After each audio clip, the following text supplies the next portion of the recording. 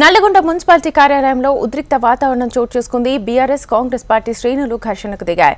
BRS పార్టీకి చెందిన ఫ్లెక్సీలను మాత్రమే తీసేస్తున్నారంటూ అనుచరులతో కలిసి కమిషనర్ కార్యాలయం ముందు మాజీ ఎమ్మెల్యే కంచర్ల భూపాల్ రెడ్డి బైఠాయించారు. ఫ్లెక్సీల తొలగింపుపై సమాధానం చెప్పాలని ఆయన డిమాండ్ చేశారు.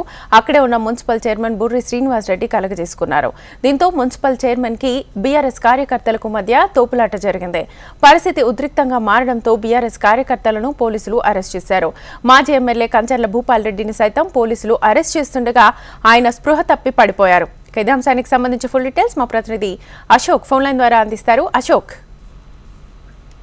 నల్గొండ మున్సిపల్ కార్యాలయంలో బీఆర్ఎస్ పార్టీ వర్సెస్ కాంగ్రెస్ గా మారింది. దాదాపు 2 గంటల నుంచి కూడా మున్సిపల్ ఆఫీస్ లో ఏదైతే నల్గొండ మాజీ ఎమ్మెల్యే కంచెల భూపాల్ రెడ్డి ఆందోళన చేపట్టారు. ప్రధానంగా నిన్న ఏదైతే రైతు మహాధరణకు సంబంధించి కేటీఆర్ వచ్చేటువంటి సందర్భంలో పెద్ద ఎత్తున ఫ్లెక్సీలు ఏర్పాటు చేశారు.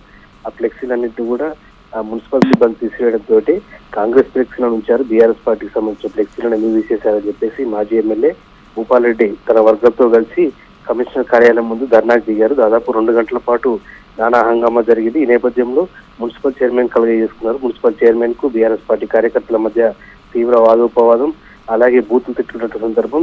మరోవైపు పూలకుండీరు కుర్చీలు కూడా విసిరేసుకున్నారు. ఈ సందర్భంలో పోలీసులు పెద్ద ఎత్తున కూడా తరలి వచ్చి 2 పార్టీలకు సంబంధించినటువంటి వర్గాల వారిని చెదరగొట్టారు. ప్రస్తుతం మాజీ ఎమ్మెల్యే భూపాల్ రెడ్డిని అదుపులోకి తీసుకుని పోలీస్ స్టేషన్ తరలిస్తున్నారు. మొత్తంగా నల్గొండ మున్సిపల్ కార్యాలయం వద్ద ఉద్రిక్త పరిస్థితి కొనసాగుతుంది. Right Ashok, thank you.